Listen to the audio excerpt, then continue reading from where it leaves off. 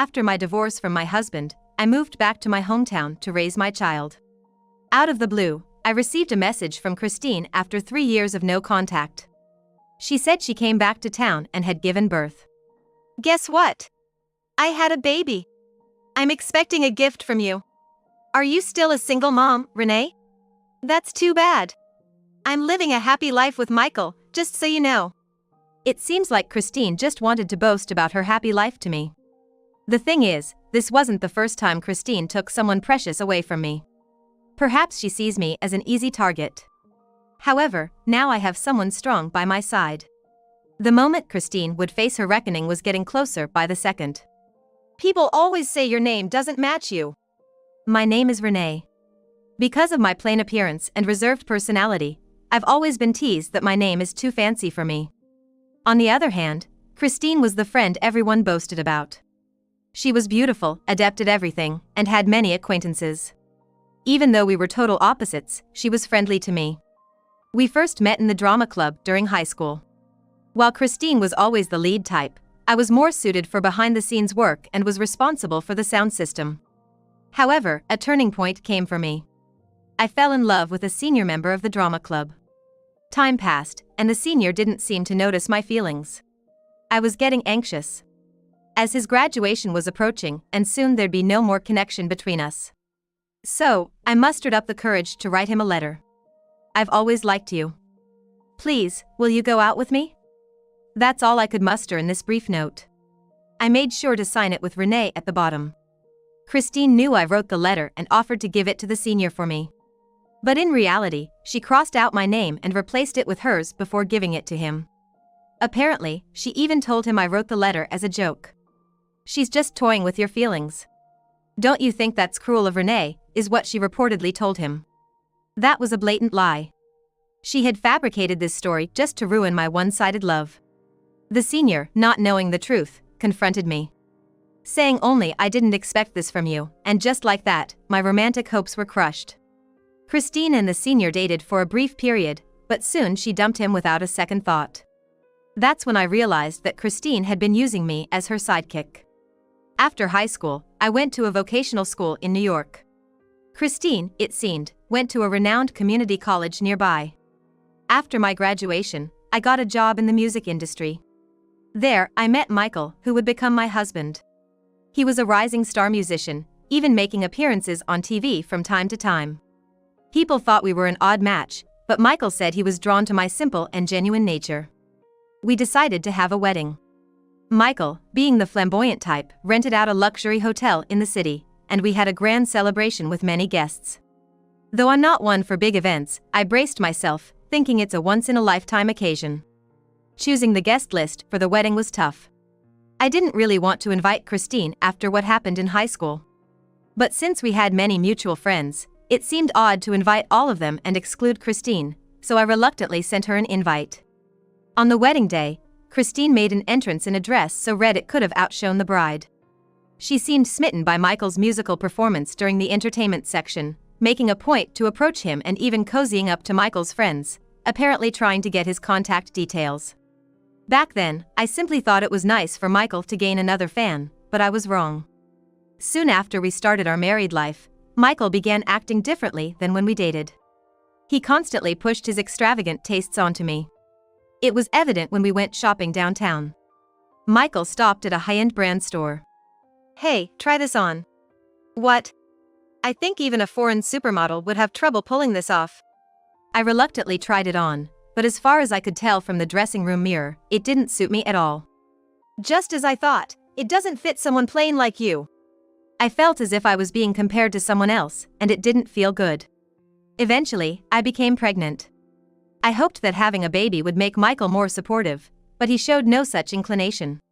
He seemed busier than ever, not just with work but also filling his schedule with private engagements and outings. In the end, he never once accompanied me to the hospital, even up to the day of delivery. The time came, and I gave birth safely. Our daughter was beautiful, but after childbirth, I was physically and mentally exhausted.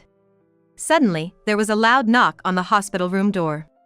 I thought it was Michael, but when I let them in, he had brought several of his friends. Michael barely paid any attention to our daughter and seemed more interested in taking photos, uploading them to his social media right there and then. When I was discharged and returned home, I found the house in utter chaos. To make matters worse, the crib that I had asked Michael to order was nowhere to be found. I haven't gotten around to it. Ordering stuff is such a hassle. Then where is our baby gonna sleep? Isn't figuring that out your job as the mom? The room was so messy it seemed impossible to even place a crib. In a rush, I tidied up and prepared my own futon to let our daughter, Luna, rest. Even after we began our life as a family of 3, Michael's outings didn't lessen. While his job had no fixed hours and he often returned home late, his overnight stays increased to a concerning extent. Then, I heard words I couldn't believe. "I want us to split." What about Luna? I never wanted a child in the first place. If that's the case, you shouldn't have. You're the one who got pregnant. It's your fault for complicating things. His words were incredibly hurtful. Initially, I was against the idea of divorce, but considering Michael's lack of involvement in household duties and the fact that Luna wasn't attached to him, I decided to return to my parents' home in Nebraska and raise Luna there. Life in the peaceful town was better than I expected. My parents thoroughly enjoyed living with their granddaughter, and for the first time, I truly felt the joy of having given birth. It wasn't until some time after moving back to Nebraska that I learned the real reason for the divorce. I stumbled upon an article Michael posted on social media. With the caption "We're married," there was a photo of Michael and Christine. I felt dizzy. Once again, Christine had taken away someone precious to me. To add insult to injury, Christine was wearing the expensive brand dress that I couldn't pull off. As I sat there in shock, my phone rang. It was Christine. "Hey, long time no see. Saw my post? Heard you moved back to Nebraska. What a shame. Michael and I are enjoying city life. What's the deal with you marrying Michael? Ever since your wedding, we just clicked. Michael's been thinking of me all this time, especially after you got pregnant. So, he was cheating on me? Don't be so stiff. It's your fault for not keeping a tighter hold on your man." True, I had been preoccupied with my pregnancy. But now, I have a beautiful daughter, and I've recovered my health living with my parents. None of your business. But now, I have my irreplaceable and lovely daughter, and I'm gonna be happy. Sounds like a loser's excuse. It's kinda sad. I was so angry I hung up. 3 years passed. A turning point came for me. Luna was now at an age where she could sit quietly, so I took her to see a children's play. After the performance, to my surprise, the director who came out to greet the audience was the same senior from high school. The one Christine had taken from me. After the event concluded, I mustered up the courage to approach him. "Excuse me, you're Matthew from high school, right? And you are?" "I'm Renee. We were in the drama club together. Actually, there was a misunderstanding back then that I'd like to clear up. Would you like to join me for coffee later to discuss it?" Matthew looked puzzled but eventually agreed. At the coffee shop, I had Luna on my lap and explained the past misunderstanding to him. "I see. I always found it odd when Christine broke up with me soon after. I had no idea you felt that way about me." I felt relieved that the misunderstanding was cleared up. "Is this your little girl?" "Yes, she's 3. She seemed to enjoy the play today. She's cute and well-behaved. How about having her join our children's theater group? Do you think she could handle it? I believe she's got the potential, being your daughter." I was skeptical, but I'd been thinking about exposing Luna to more experiences, so I decided to let her attend the theater group as an extracurricular. In no time, Luna became a key member of the group. Meanwhile, I received a marriage proposal from Matthew. "I'd like to support not only our work in the theater but also our life together. I'm confident I can get along well with Luna." My parents warmly blessed our union. I happily accepted his proposal, and the 3 of us began our new life together. Then, once again, the phone rang. It was Christine. "Hello? What do you want?" "I'm back in town. I had a baby. I'm expecting a gift." After twice taking away the people dear to me, she had the nerve to say that. "Aren't you still a single mom, Renee? Poor thing. Michael and I are living a happy life together. Did you call just to brag?" "Well, obviously I want a gift. Also, I thought it'd be nice to let you see Michael. He's quite the star now. I'll let you see him once. Disgusted by her selfish talk, I was about to hang up, but Matthew seemed interested in what she was saying. I muted the call and briefly explained the situation to him. Why not? It's a celebration, let's go congratulate them. I also have something to say to Christine. Resuming the call, I told Christine we'd come to celebrate. The day we visited Christine's home arrived. I dressed up as much as possible, intricately braided Luna's hair, and ensured we looked impeccable. Matthew was supposed to come with us, but a sudden job came up, making him late. Nevertheless, we headed to Christine's house with a large group. Actually, when I told my parents we were visiting Michael's place, the word spread among the relatives who were eager to see the now famous musician. Christine, always wanting to be the center of attention, readily agreed.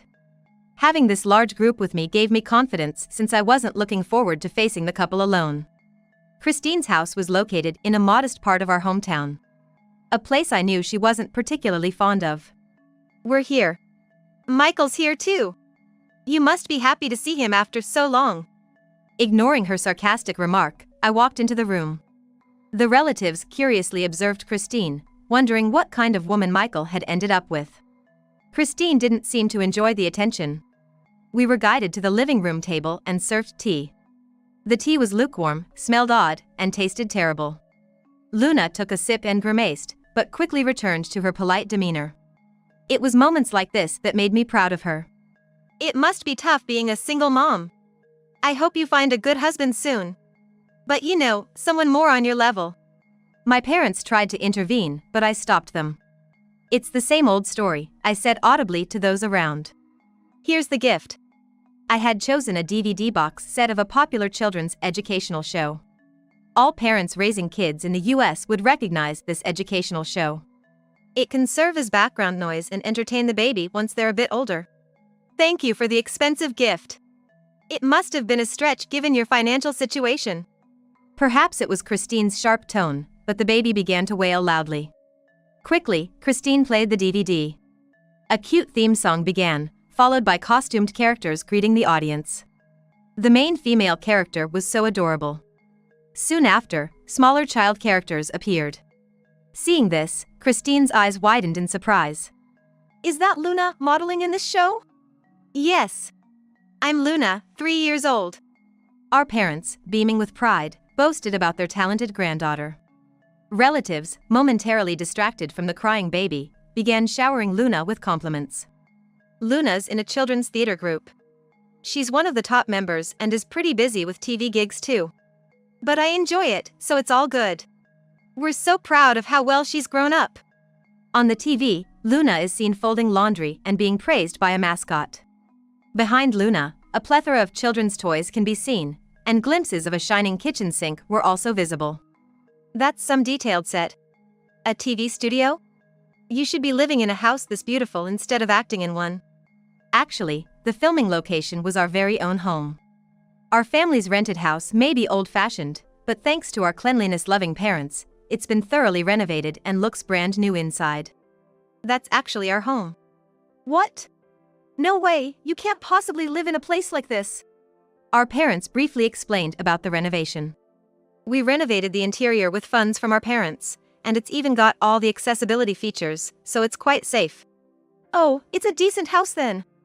Christine's baby continued to cry loudly. She made a clicking sound with her tongue, got up, stumbled over an empty snack wrapper, and reluctantly started to soothe her baby. Being a child actor isn't something just anyone can do. Luna seems to have a real talent for it. Oh, for a single mother, you're doing pretty well. But making your child work to earn a living? Sounds tough. That's a nasty way to put it. I think you owe an apology to everyone doing this kind of work. Besides, just as I was about to spill the beans, the doorbell rang. Christine, looking puzzled, went to answer the door. Seeing a familiar silhouette, I followed her, and sure enough, it was Matthew. Seeing him, Christine seemed to have lost her voice. She stood there for a moment, then whispered, "Matthew." I stood next to him, a bit embarrassed, and intertwined our arms. This is my husband, Matthew. It's been a while, Christine. Renee invited me, so I thought I'd drop by. Christine looked quite uncomfortable.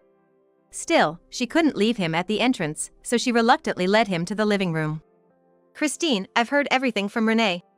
You sure did pull a number back then. Well, I bet you only thought of Renee as a means to boost your own image. Not only that, but you couldn't stand the thought of her being happy. You're quite narrow-minded. At that time, it was just a playful thought. Toying with people's emotions on a whim is the lowest. I can't trust you as a person. No, actually, I admired you back then. You think a last-minute excuse will work now? I must have been easy to fool. Matthew understands now. We're living happily as if nothing happened. Just then, Michael emerged from the back of the room. Seeing him after such a long time, he had gained a considerable amount of weight, looking quite mismatched with Christine. Our parents, sensing the tension, discreetly took Luna away to play. The relatives, recognizing Michael, straightened up, wondering if this was the famous musician they'd heard of. Some even brought CDs, hoping for an autograph. Matthew began to explain to Michael about Christine's past actions during their college days. Michael's face turned ashen. So, stealing Renee's man wasn't your first time? I was a victim too. You were in for a tough time. The room buzzed with whispers. Michael took a gulp, seemingly parched, and took a sip of tea from Christine's cup. But immediately, he frowned and slammed the cup on the table. Again with this awful tea. You can't even make proper tea. I'm your husband, and this is embarrassing. We all silently nodded in agreement. But I only drink soda usually. I'd like some appreciation for even making tea. Always with that attitude. Acting high and mighty every time you do a tiny bit of housework. The couple's quarrel went on for a bit before Michael finally calmed down and took a seat. I should have introduced myself earlier. I'm contracted with a production company as a musician. I'm well aware. I work with that company. Matthew pointed to a DVD with a director's name on it. Christine was taken aback when she saw the name. I'm currently directing children's plays. Still sticking to my original passion. It's not fair. Why does Renee always get the good guys? Michael has gained so much weight and isn't as wealthy as when we met. There's nothing good about him now. You thought of me like that? Yes, even after giving birth to our child, you never help. You wanted the kid. I thought you'd earn more once we had a child. That's a terrible reason. Ever since we started dating, Michael has become stingy, and I can never buy the things I want. Our parents whispered amongst themselves, frowning. The relatives, who claimed to be fans of Michael, sensed the storm brewing. Arguing in front of others is unseemly. Isn't it bad for the baby's upbringing? Christine was taken aback for a moment but retorted. You're just a behind-the-scenes guy. Compared to my Michael, there's a world of difference. Matthew smiled and started operating his smartphone. Seeing Matthew, usually not one to use his phone in public, our parents and I stared in curiosity. Christine, have you seen the news? It's trending right now. Matthew showed his smartphone screen. The news headline read, Famous musician in debt due to wife's spending. With a shocking headline, there was an article revealing that Michael's wife, Christine, was drowning in debt behind her glamorous lifestyle. Apparently, she had been continuously borrowing money from Michael's business acquaintances. Michael had completely lost his credibility, and his contract with the production company was expected to end within the year. This news left me and everyone else present utterly stunned. What's the meaning of this? That's just fake news. You can't believe it. This was news to me too, so I intently stared at Matthew's smartphone screen. Isn't this true? Your social media is always bragging about luxuries. Where's that money coming from? Huh? I haven't been giving Christine that much allowance. Just then, my mom tried to stand up, reaching for the closet's knob. However, the closet wasn't properly closed, and she stumbled back. What startled us wasn't about my mom. We were speechless seeing the huge amount of luxury brand items spilling out from the closet. Everyone has these. It's pretty standard. But these items cost thousands of dollars each. You don't even work, there's no way you could afford them with just an allowance. Michael let out a heavy sigh. When I was married to Renee, things were better. Renee was good with money, never complained, and made our life comfortable. Christine is gorgeous, But she barely does housework and constantly orders food and hires help. I knew it was a drain on our finances. You never said that. I told you multiple times. But every time, you'd pretend not to hear and go out. And now, you've gone and embarrassed me to the point of making the news, tarnishing my career. Christine pouted dramatically. Maybe she thought her sulking looked cute, but given the circumstances, it looked rather ridiculous. Indeed, a few relatives even giggled under their breaths. I want a divorce. Renee, how about giving us another shot? You must be joking. I've got the best partner in Matthew. We were married once, I think we could make it work now. Please don't be naive. There's no way I'm getting back with someone who cheated on me during my pregnancy. But Luna is still my child. I think we could become a real family. The ever-patient Luna finally spoke up. Who's this man? I like my current dad. Luna feels the same. Too bad for you. Our parents were also nodding with big smiles. I can't believe it. Why does Renee end up being happier in the end? Maybe it's a matter of effort. I think the reason I met Matthew and Luna was because of my consistent efforts in studying sound design since college. The only thing you've bragged about is your husband, you don't have anything of your own. That's right, it's because you always relied on me. After today, I'm never seeing you again. We'll settle our divorce through lawyers. I'll also have you repay every cent you've taken. That's impossible. We have a baby. No ifs, ands, or buts. The couple's exchange escalated into a heated argument, so we left their house, leaving behind a DVD with Luna on it. Even after closing the front door, Christine's cries and Michael's shouts could still be heard. The relatives who had come along commented on how terrible the private lives of celebrities could be and dispersed. Even after visiting their home, Christine's calls never stopped. Hey, Renee. We're best friends, right? Can you lend me some money? After all this, you have the audacity to ask? I don't have a penny for you. Please, don't say that. Michael's demanding alimony, and all the people I borrowed money from are pressuring me. You're the only one I can turn to. It wasn't a far-fetched story. I told our mutual friends everything that happened at Christine's home. Everyone was shocked and decided to cut ties with her. After the news broke, Christine's social media went viral, ironically achieving its highest ever views. As the saying goes, there's no stopping the rumor mill. It seemed that the relatives who witnessed Christine's lifestyle firsthand also played a part in spreading the gossip. Being a single mother is tough. I'm juggling multiple part-time jobs just to get by. I'm living at my parents' house out of their pity, and I feel so ashamed. Isn't that your own doing? All the consequences of your past actions are catching up with you now. Don't be so cold. What about the way you treated me? Wasn't that terrible? I regret it, please forgive me. I have no obligation to forgive you. Stop contacting me. Ignoring Christine's tearful pleas, I ended the call and promptly blocked her number. I should have done this from the start. Despite feeling disgusted with my own gullibility, I felt like a weight had been lifted off my shoulders. On the other hand, our family was living happily every day. Luna was handling child actress roles at her own pace and even expressed her desire to become an actress in the future. I'm always amazed by her brightness and intelligence. Matthew is very cooperative with household chores and childcare, and values his family time despite his busy work schedule. With the support of my parents, I am enjoying the journey of raising our child. We dream of creating a play together as a family of three someday, and we plan to continue being a close-knit family.